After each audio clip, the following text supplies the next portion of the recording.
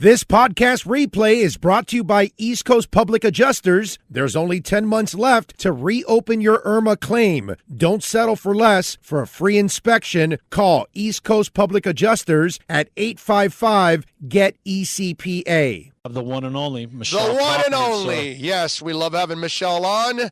Every week we talk a little Inter-Miami football. And, of course, you can follow her on Twitter at Kauf Sports. Michelle, good afternoon. How are you doing?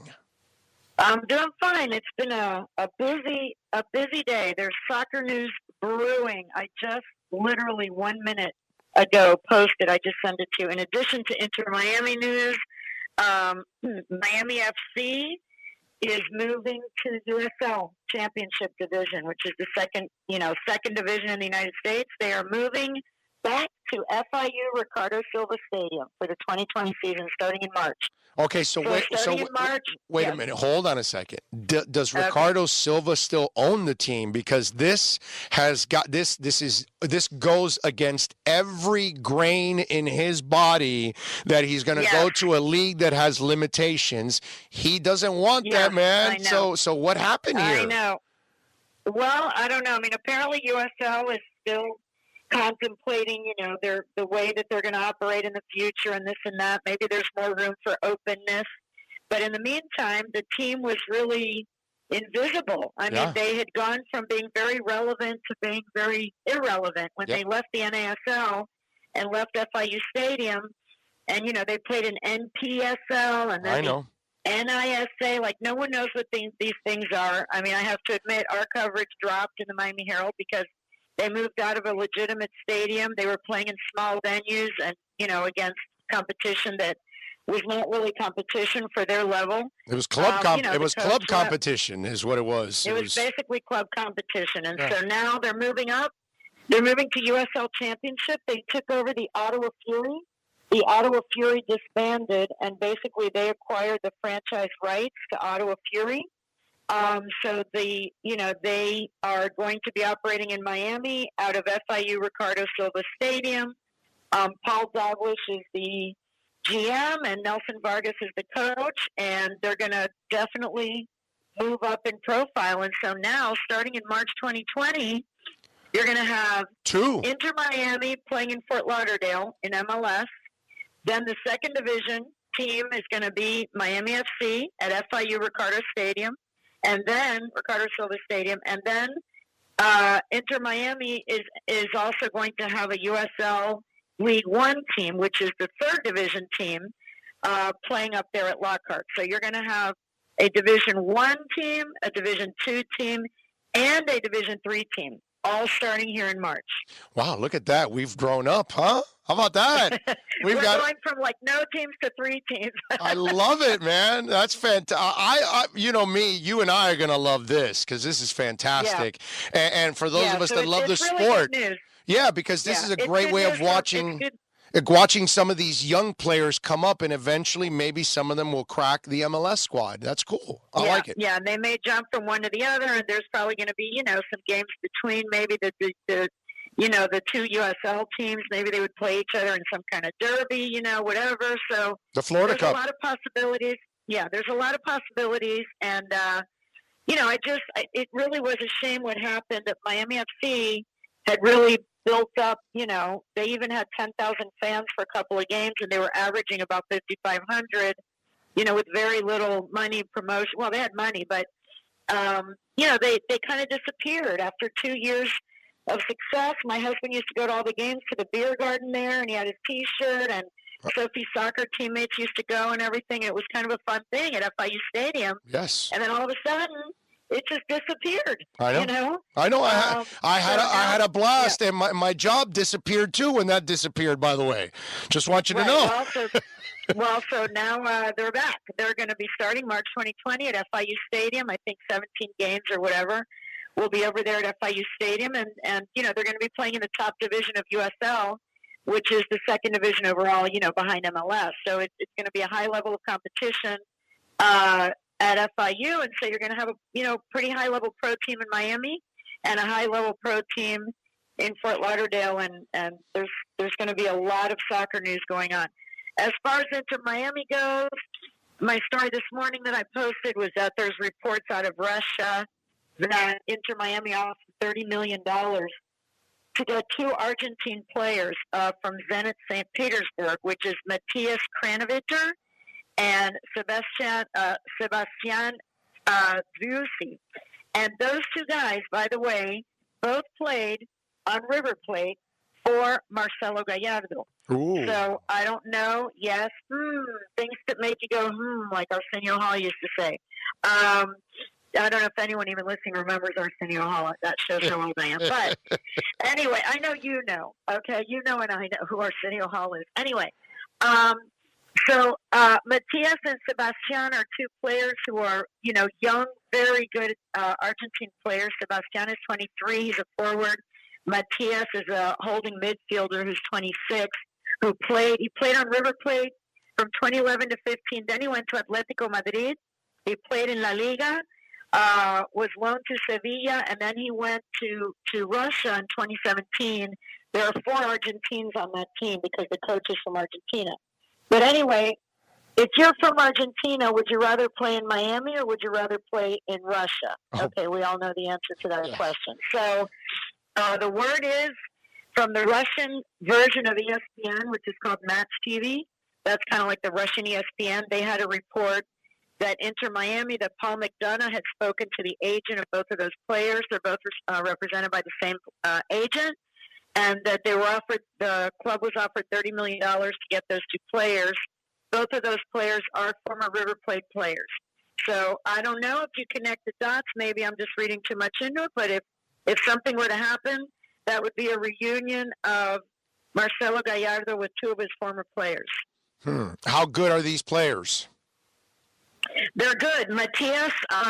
Well, they got to be 30 million good, right? I mean, they got to be 30 million good. Yeah. Yeah, Matthias has played 9 or 10 matches for the Argentine senior national team. So that's pretty darn good. And played at Atletico Madrid, and so he's a high-level player. Although he's been on the bench this season, so he's very unhappy. Apparently, from what I read, I went and did a little research. Not that I'm an expert on these 2 people because I'm just reading about them today, but he's unhappy with his situation there. He's been relegated to the bench. And so he's probably looking for a new home. And then Sebastian is 23, so he's younger.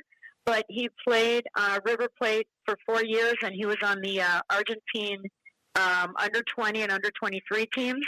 So both of them are national-level players in Argentina who are very talented and promising guys. So I don't know. This story said that Inter Miami was in talks with those 2 players, which I found interesting.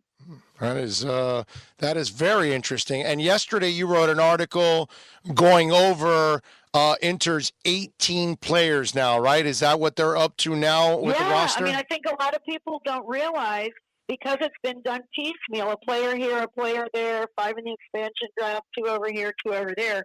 They actually have 18 players on the roster now.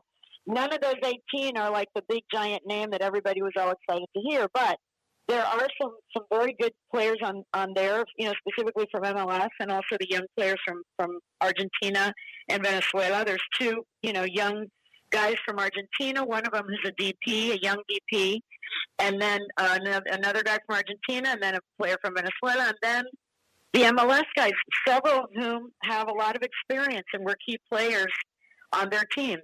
So the roster is up to 18, and they're going to add 2 DPs, which is going to bring it up to 20. And then they have the college draft, so they may get, pick up a couple there, bring it up to 22 or whatever.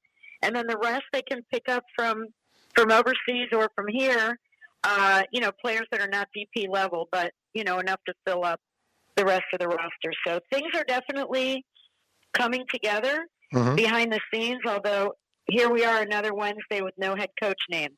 So I keep telling you that by the next Wednesday we're going to have something to talk about, and here we are again. But we'll see what happens. I think it's interesting, this thing about the 2 Argentine players, because from what I read, they were tight with the coach.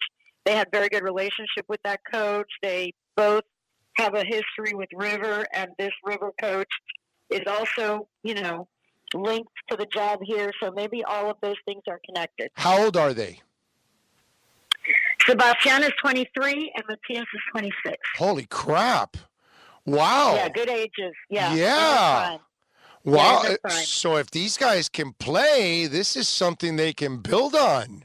This is not like a stopgap 32-year-old that's going to play for you for 2 years to, and then head off into the sunset and enjoy retirement.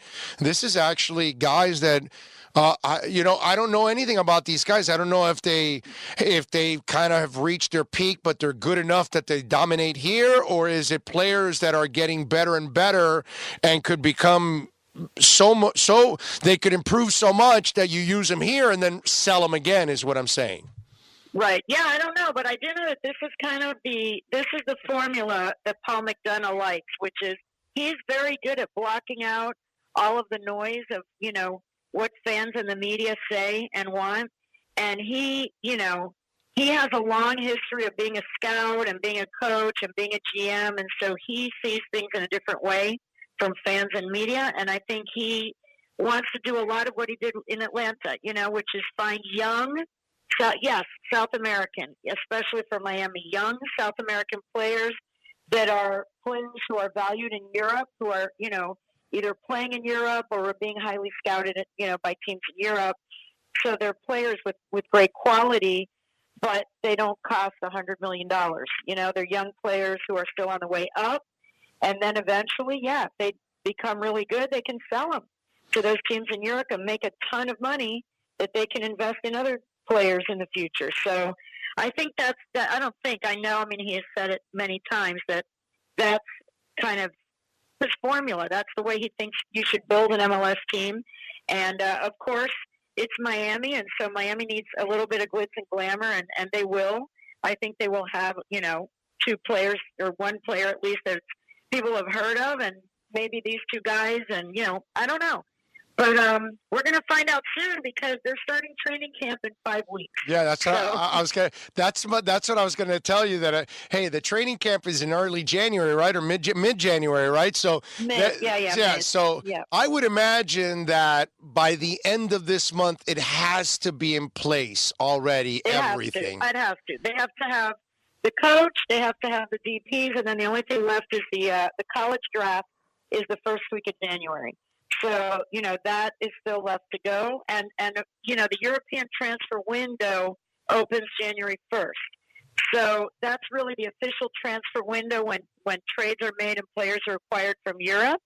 Starts in January 1st and goes to like January 30th or January 20th or something. It's like 3 or 4 weeks in January. So it is possible, honestly, hate to say it, but it is possible that all of these transactions will be announced the first week of January when the transfer window is open and all those transactions are happening. So I don't know, but it's coming soon. It's happening behind the scenes. I'm sure there's all kinds of talks that we know nothing about.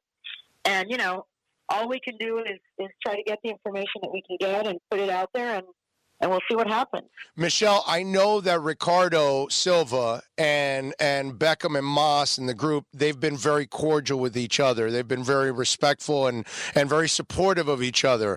But I got to ask, since it's 3 different levels, will there be any synergy with the players? Like if Inter has a player that may be a little too young, too green, even for the second division, will they loan him to the first division and so on and so forth? Is there any chance there's going to be any synergy that way, or is it just the fact that we will have that third level and it's a separate situation from the Inter group? How does that break down?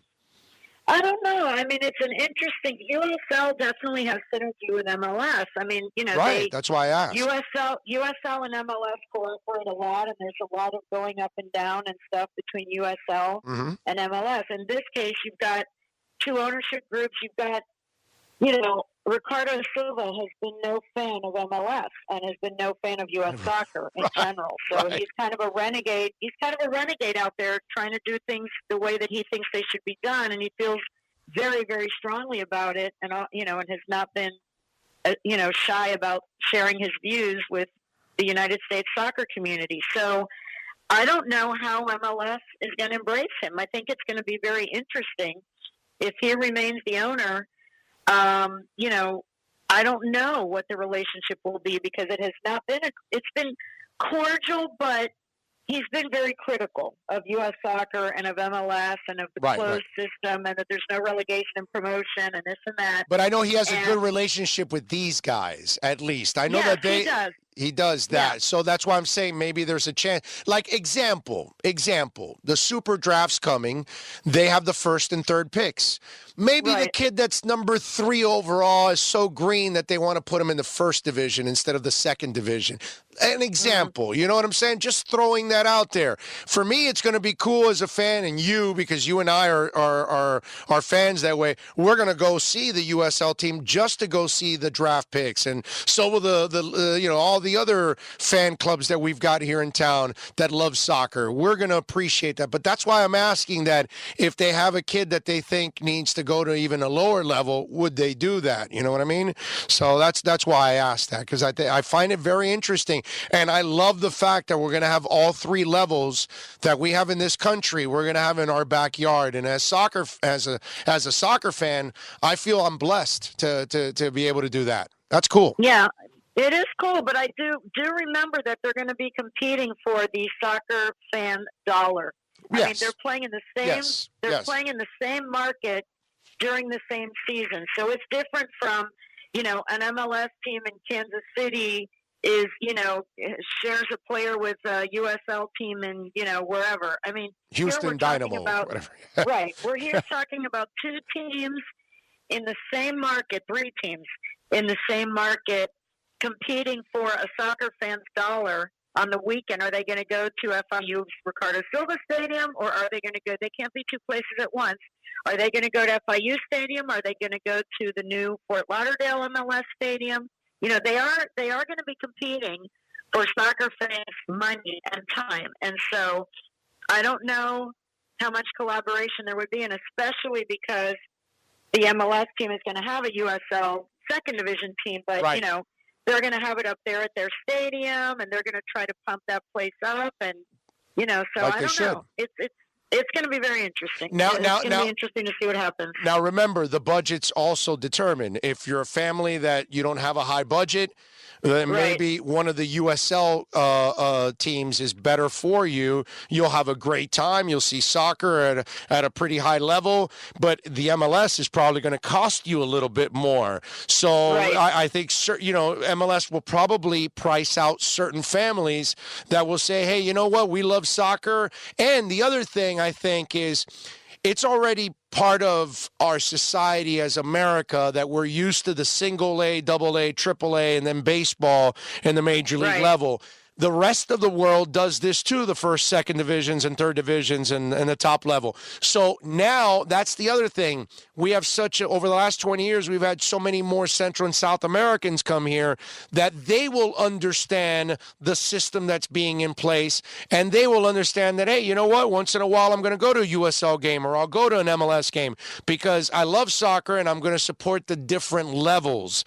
And I think that that's what they're banking on, that we're going to grow to love the different levels of soccer and support it in its own way, how it stands on its own, in other words. Right. And also I think, you know, Miami FC, in a smart move, is capitalizing on the fact that our MLS team is not in Miami. Our MLS team is in North Fort Lauderdale because, you know, their position is going to be, hey, we're the team that's in the 305. So if you live in West Kendall, or you live in Homestead, or you live in, you know, Coral Gables, Perrine or whatever, you don't want to schlep all the way up to Commercial Boulevard. Just come to FIU Stadium. We're going to have a nice team for you there, USL Championship level, and you don't have to go all the way to Fort Lauderdale. I mean, if the MLS team was here by the airport and getting going running in Dade County, it may be more difficult for the Miami FC team to draw. But because there's basically an hour between one stadium and the other, you know, I think maybe they could each develop their own fan bases for now. Yeah, and by the way, if all this works out with the 2 Argentine players and the coach that you think and all targeted, then this has been developing for a while, because Paul McDonough's not also going to do every move without knowing the coach or without getting some kind of feedback from, you know what I'm saying? So there has. No, I'm sure they're talking. Listen, Jorge Mas said 2 weeks ago at Soccer X, at that Soccer X conference that I covered, he said 2 weeks ago, we already have our coach chosen. We have selected our coach. He said those words. We have selected our coach. We're working on the final negotiations of his contract, blah, blah, blah. If that really is the case, unless things fell apart, which, can happen, but if that really is the case and they have been negotiating with somebody, that somebody, I'm sure, has been on the telephone with them. We have such things as email, texting, telephones. They can have input on a team even if there hasn't been a press conference with an announcement that a coach has been hired. A coach could certainly have influence on the players that a team is looking at before he is officially hired. So I wouldn't be surprised if that's happened too. There you go. Follow her on Twitter at Kauf Sports. And, of course, you can catch her exceptional work, as always, at the Miami Herald website. What's next here for Inter that you're working on? The next thing is the announcement of the schedule, which is coming very soon. So MLS is going to be releasing their schedule, sometime in the next 10 days. So once that happens, that's going to be the next big story, I think, unless they name a coach before that. I think coach and schedule are going to be the next two things, and then the DPs will come, right around after that. Okay, I like it, and I can't wait. I can't wait to go to a Inter Miami versus Portland Timbers game in Portland. Eventually, I will do that. I gotta do that. Their opening game is going to be at LAFC, which is a hell of an opening game. I know. I don't think we had discussed that last Wednesday. I think that came after Wednesday. But their first game of their entire club history is going to be at LAFC.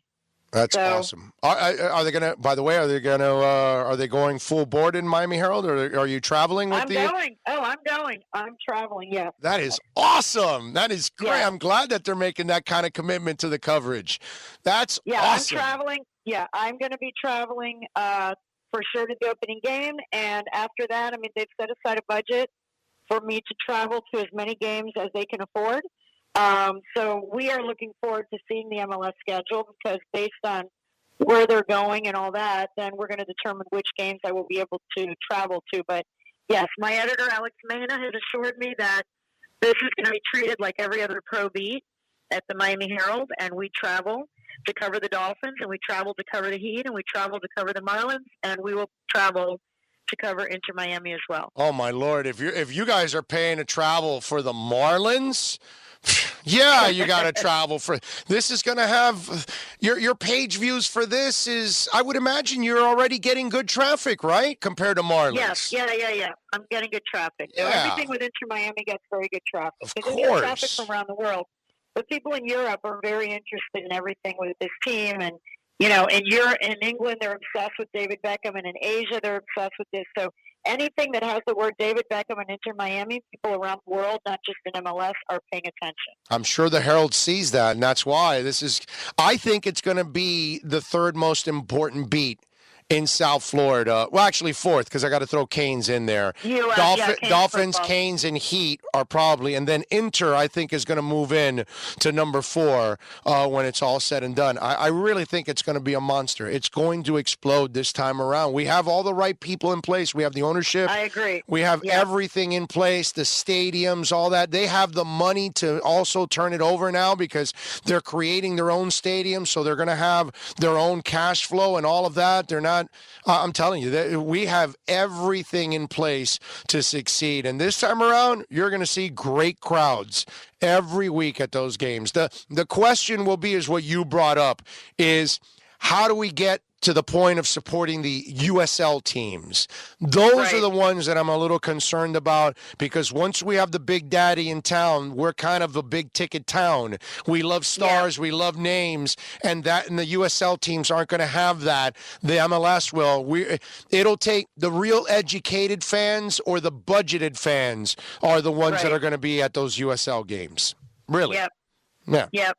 That's what it's going to be. So, but it's fun. Lots of stuff coming up. 2020 is going to be a very, very, very big year Yeah. For soccer in Miami. So get ready. I can't wait. Can't get enough of it. Michelle, as always, you're the best. Thank you for a fantastic segment once again, and thank you for the breaking news. All right. Take care. Thank you. There you go. Follow her on Twitter. Thank you. Kauf Sports. Catch her work at the Miami Herald website. You got the story there of the 2 Argentine players that could be joining. And I love the fact that one's 23 and one's 26. Holy moly. That's awesome. That means there are 3 international players who are all young if they do that. Because the other kid is a baby. It's like I think he's like 19 or something like that. And the other 2 would be 23 and 26. Forget it, man. That's awesome. I just don't know enough about those guys. I got to look it up now. Go YouTube it, see any highlights, do that kind of stuff. Wow. That's fantastic, man.